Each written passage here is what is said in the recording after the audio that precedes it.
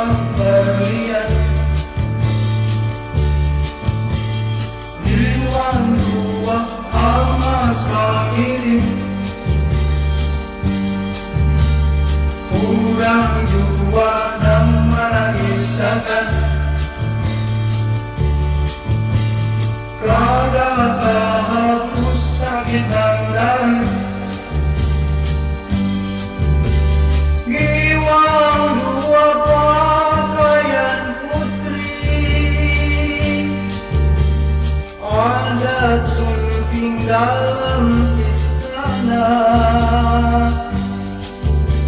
kurang jua yang disakiti, kada terhapus sakit dan dari, kada terhapus sakit dan dari,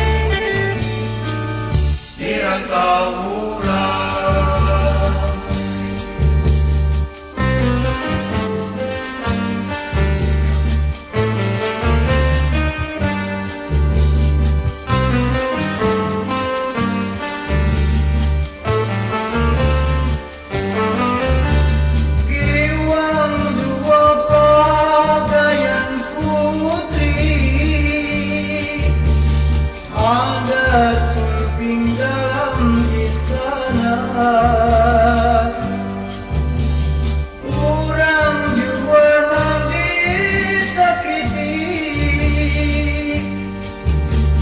kada terhapus sakit dan dari, kada terhapus sakit dan dari,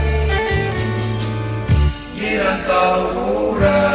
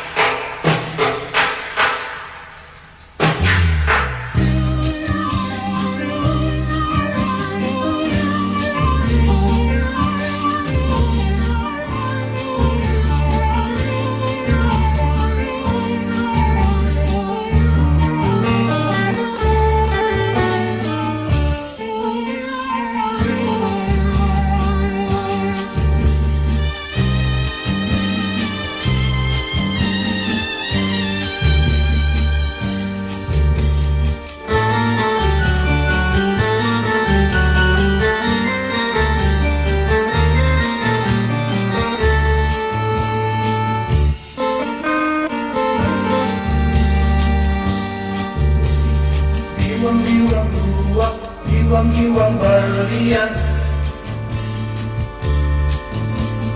giwang dua emas mengirim, kurang jua dan menangisakan,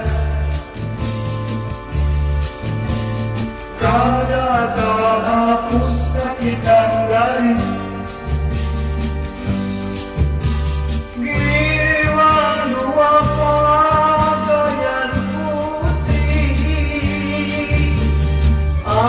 Sulbing dalam istana,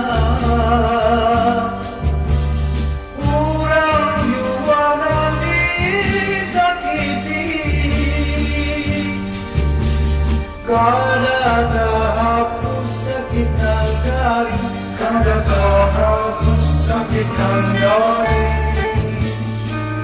di rantau